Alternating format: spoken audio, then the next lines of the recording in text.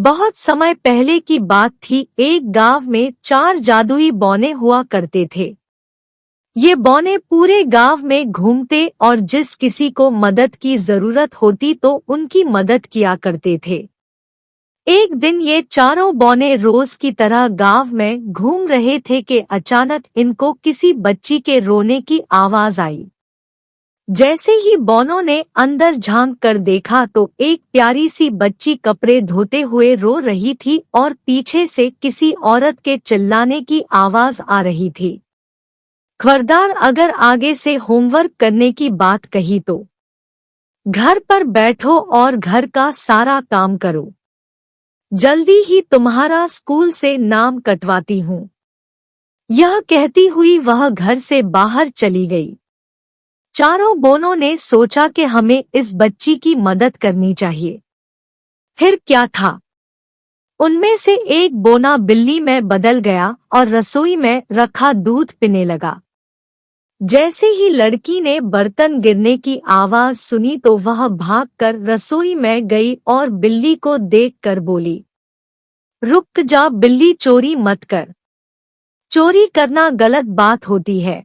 मैं तुझे अलग से दूध दे देती हूँ। अगर मेरी माँ को पता चल गया कि बिल्ली ने दूध झूठा कर दिया है तो वो बिना सोचे समझे पता नहीं क्या सजा दे मुझे। यह सुनकर वह बिल्ली बोली, मुझे आज तक किसी ने ऐसा नहीं बोला। हर कोई मुझे मार कर भगा देता है। तुम बहुत नेक दिल की लड़की लगती हो, लेकिन तुम रो क्यों रही थी? बिल्ली के पूछने पर लड़की ने दुखी चेहरा बनाते हुए बोला, मेरा नाम शाइनी है। यह मेरी असली माँ नहीं है। यह मेरी सौतेली माँ है। मेरे पापा काम से अक्सर बाहर रहते हैं। माँ मेरे साथ बहुत बुरा बर्ताव करती है और पापा मेरी बात का विश्वास भी नहीं करते। इसलिए मुझे माँ की बातों का बहुत बुरा लगता है। अगर मेरी असली माँ होती तो मुझे इतना बुरा भला ना कहती और मुझे पढ़ाई करने से भी मना नहीं करती। यह सब सुनकर बिल्ली ने दूध खत्म किया और वहां से चली गई और शाइनी अपने काम करने के लिए जाने लगी। जैसे ही उसने दूसरे कमरे में प्रवेश किया, उसने देखा कि सारा कमरा एकदम साफ था। कपड़े धुलकर प्रेस किए हुए पड़े थे। कमरा एकदम साफ था। ये देखकर शाइनी ने बाकी के कमरों की भी सफाई कर डाली। कुछ समय बाद जब उसकी माँ आई तो घर का बदला रूप देखकर वह हैरान रह गई।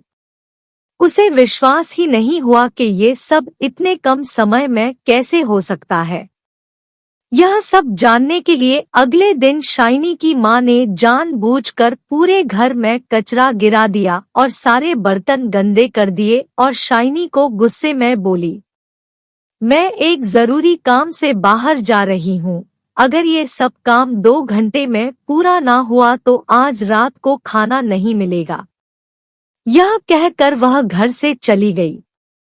शाइनी बहुत डर गई थी और जल्दी में घर का सारा काम करने लग गई। यह सब जादुई बौने देख ही रहे थे कि उसी वक्त शाइनी के हाथ से एक कांच की कटोरी गिरकर टूट गई। यह सब देखकर शाइनी समझ गई कि आज रात उसे भूखा ही सोना पड़ेगा। कुछ देर बाद वही बिल्ली अंदर आई और बोली, आज दूध मिलेगा शाइनी? शाइनी ने अपना दुख न बताते हुए बिल्ली के लिए दूध डाला और अपना काम वापस से करना शुरू कर दिया। यह सब शाइनी की सौतली माँ देख रही थी। उसने देखा कि जब तक वो बर्तन साफ कर रही है, पीछे से कुछ बौने घर का सारा काम कर रही हैं। वह सोचती है कि क्यों मैं इन बौनेओं को पकड़ लूं। लेकिन जैसे ही वह उनको पकड़ने के लिए घर में आती है, उसे कोई नजर नहीं आता। लेकिन घर पूरा साफ होता है। यह सब देखकर शाइनी की माँ को गुस्सा आता है और वह गुस्से में शाइनी की पिटाई करने लग जाती है। बता कहाँ है वह बौने? बता कहाँ है वह बौने? शाइनी, मुझे कुछ नहीं पता माँ, आप किसकी बात कर रहे हैं? मैंने तो एक बिल्ली को दूध पिलाया था। लेकिन उसकी माँ ने एक बात ना सुनी और शाइनी की पिटाई करती रही। ठीक उसी वक्त शाइनी के पापा आ जाते हैं और यह सब देखकर उसकी माँ को बोलते हैं, मैंने कभी नहीं सोचा था एक तुम मेरे पीछे से इस बच्ची के साथ इतना बुरा बर्ताव करती हो। शुक्र है उस बिल्ली का जिसने मुझे सब बता दिया, और आज मैंने देख भी लिया कि तुम शाइनी के साथ कैसा बर्ताव करती हो। मगर आज के बाद तुमने इस बच्ची को हाथ भी लगाया या पढ़ाई करने से रोका तो मुझसे बुरा कोई नहीं होगा।